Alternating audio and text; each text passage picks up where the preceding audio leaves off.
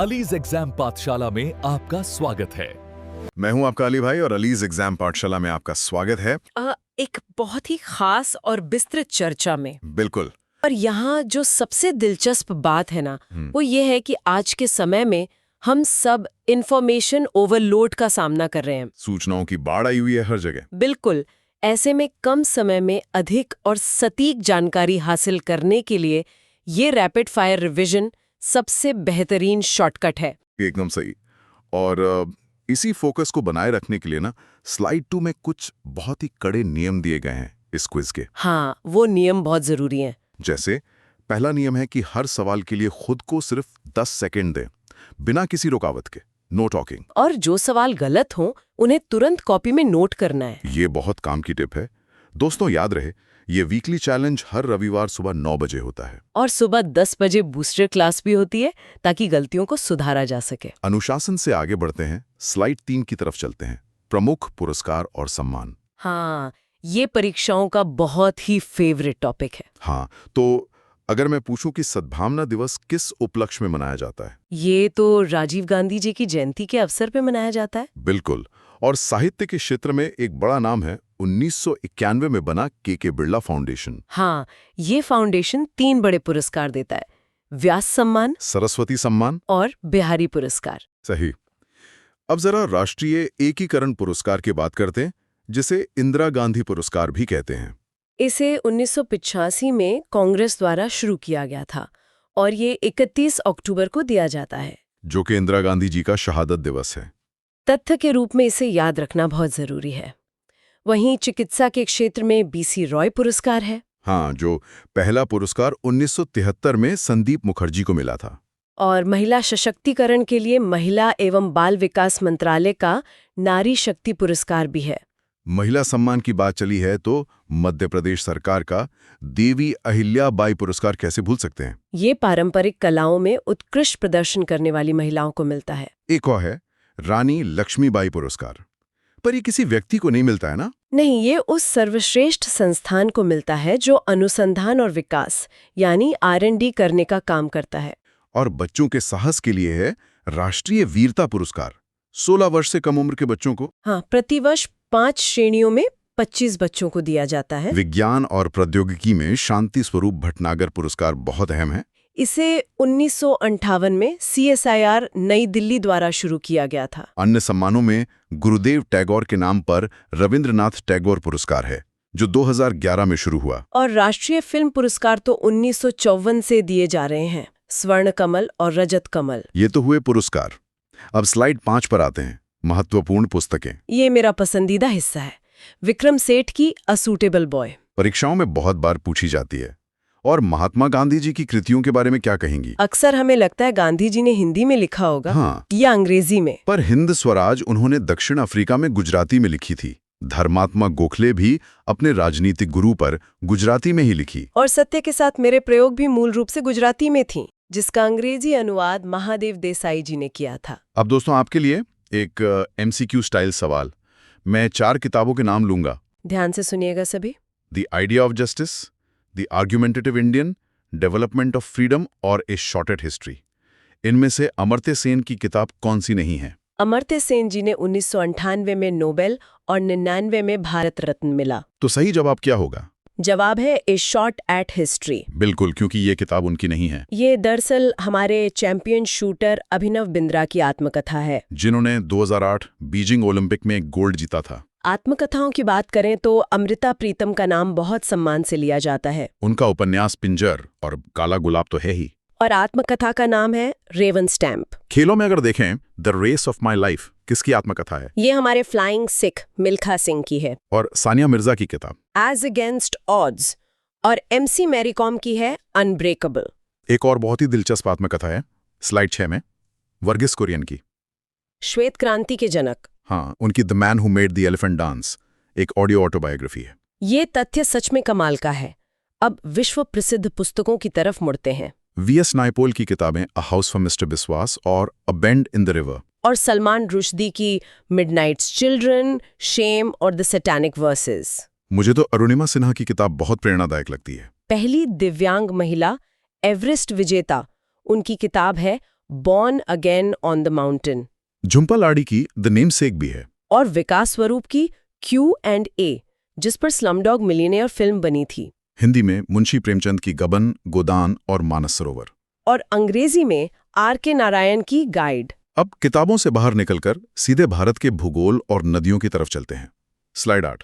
भारतीय नदी प्रणाली, सिंधु तंत्र सबसे पहले आता है। सिंधु नदी की कुल लंबाई 3180 किलोमीटर है, पर भारत में ये 1114 किलोमीटर ही बहती है। और इसका उद्गम तिब्बत के मानसरोवर के निकट सिंगी खंबान से होता है। इसकी सबसे बड़ी सहायक नदी चिनाब है। अब बात करते हैं पंचनद की। दोस्तों, इसमें 5 नदियां हैं: झेलम, चिनाब, रावी, सतलज और व्यास। और यहाँ एक ट्रैप होता है, MCQ में बेटवा नदी का विकल्प दे देते हैं। हाँ, पर बेतवा यमुना की सहायक नदी है, पंचनद की नहीं। झेलम की बात करें तो ये शेषनाग से निकलती है। और वुलर झील, जो सबसे बड़ी ताजे पानी की झील है जम्मू कश्मीर में, वह इसी से जुड़ी है। इसी स्लाइड में नर्मदा नदी का भी जिक्र है। ये गैर बारहमासी है और अरब सागर में गिरती है। स्लाइड 9 में इन नदियों के प्राचीन नाम दिए गए हैं। ये बहुत स्कोरिंग टॉपिक है, जैसे गंडक का प्राचीन नाम सदानीरा था, चिनाब का अस्किनी, रावी का पुरुषनी और व्यास का विपाशा। उद्गम स्थलों पर भी एक नजर डाल लेते हैं। चिनाब निकलती है बारालाचाला दर्रे से, व्यास निकलती है व्यास कुंड से, और सतलज निकलती है राकस ताल से। अब भारत की सबसे लंबी नहर इंदिरा गांधी नहर की बात करते हैं। ये हरिके बांध से निकाली गई है, जो व्यास और सतलज का संगम है। और 1960 की सिंधु जल संधि, हाँ, जो कराची में नेहरू और अयूब खान के बीच हुई थी, जिसमें भारत को केवल 20% पानी का अधिकार मिला था। अब हमारी गंगा नदी तंत्र पर आते हैं, जो स्लाइड 10 में है। उद्गम है गंगोत्री उत्तराखंड से, और इसकी लंबाई है 2525 किलोमीटर। सर्वाधिक उत्तर प्रदेश में बहती है। इसके प्रयाग बहुत महत्वपूर्ण है। देवप्रयाग में भागीरथी और अलकनंदा मिलती हैं, और रुद्रप्रयाग में वहाँ मंदाकिनी और अलकनंदा का संगम होता है। भूगोल के बाद अब इतिहास के प्रथम व्यक्तित्वों की बात करते हैं। स्लाइड 11 में विज्ञान में अंतरिक्ष में जाने वाले प्रथम भारतीय राकेश शर्मा थे। और 1855 में चिकित्सा सेवा परीक्षा पास करने वाले प्रथम व्यक्ति कौन थे? उनका नाम था सुरजो कुमार चक्रवर्ती। नोबेल पुरस्कार विजेताओं में सीवी रमन को 1930 में मिला, और रविंद्रनाथ टैगोर को 1913 में। उनका शांति निकेतन अब 2023 में यूनेस्को साइट बन चुका है। राजनीति में इंडियन नेशनल कांग्रेस के प्रथम अध्यक्ष WC बनर्जी थे, और प्रथम मुस्लिम अध्यक्ष बदरुद्दीन तैयब जी थे। स्लाइड 12 में शासन और न्याय की बात है। प्रथम राष्ट्रपति डॉक्टर राजेंद्र प्रसाद थे, और प्रथम उपराष्ट्रपति डॉक्टर S राधाकृष्णन। नियुक्तियों में प्रथम चुनाव आयुक्त सुकुमार सेन थे, पहले CJI HJ कानिया थे, प्रथम लोकसभा अध्यक्ष GV मावलंकर, और प्रथम लोकपाल पिनाकी चंद्र घोष। सरदार वल्लभ भाई पटेल प्रथम गृह मंत्री थे। उनका एकता दिवस 31 अक्टूबर को होता है। स्टैच्यू ऑफ यूनिटी उन्हीं की है। रक्षा क्षेत्र में प्रथम परमवीर चक्र सोमनाथ शर्मा को मिला। प्रथम फील्ड मार्शल सैम मानेकशॉ थे, रक्षा मंत्री बलदेव सिंह थे, और भारतीय commander in chief general KM Cariappa थे। ये सब फैक्ट्स बहुत तेजी से आ रहे हैं, लेकिन सब बहुत काम के हैं। बिल्कुल। अब हम पर्यावरण और खेलों की तरफ बढ़ते हैं, स्लाइड 13 पर। पर्यावरण संरक्षण के लिए वन्य जीव संरक्षण अधिनियम 1972 में आया, और प्रोजेक्ट टाइगर 1 अप्रैल 1973 को शुरू हुआ। 29 जुलाई को ग्लोबल टाइगर डे मनाते हैं ना? हाँ, और बाघों की गणना हर 4 वर्ष में होती है। पहली 2006 में हुई थी। 2018 में 2967 बाघ थे, जो 2022 में बढ़कर 3682 हो गए। खेल संस्थाओं के स्थापना वर्ष भी जान लेते हैं। IOC 1894 में बनी, IOA 1927 में, एथलेटिक्स महासंघ 1946 में, ICC 1909 में, और BCCI 1928 में बनी। और आखिरी स्लाइड 14 में खेलों के कुछ नियम और शब्दावली हैं। जैसे शतरंज में बादशाह सिर्फ एक खाना चलता है। फुटबॉल का गोल पोस्ट 7.32 मीटर चौड़ा होता है। बैडमिंटन का नेट 5.1 फीट होता है सिरों पर। कबड्डी के मैदान का माप पुरुषों के लिए 13 × 10 मीटर और महिलाओं के लिए 12 × 8 मीटर होता है।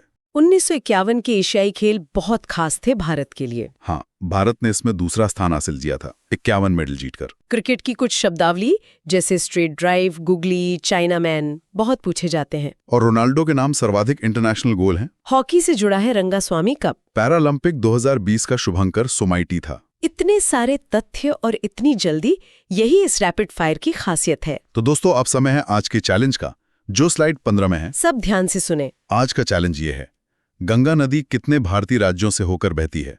अपना उत्तर कमेंट में बताएं। और सभी श्रोता ये पीडीएफ रोजगार विद अंकित ऐप या टेलीग्राम सोनवीर सर RWA से डाउनलोड कर सकते हैं। ये जीएस क्विज हर रविवार सुबह 9 बजे होगी। जाने से पहले मैं एक बात कहना चाहूंगी, ये 100 तथ्य सिर्फ परीक्षा के प्रश्न नहीं है, बिल्कुल, बल्कि ये हमारे इतिहास की गहराइयों, भौगोलिक विविधता और महान व्यक्तियों के संघर्ष का आईना है।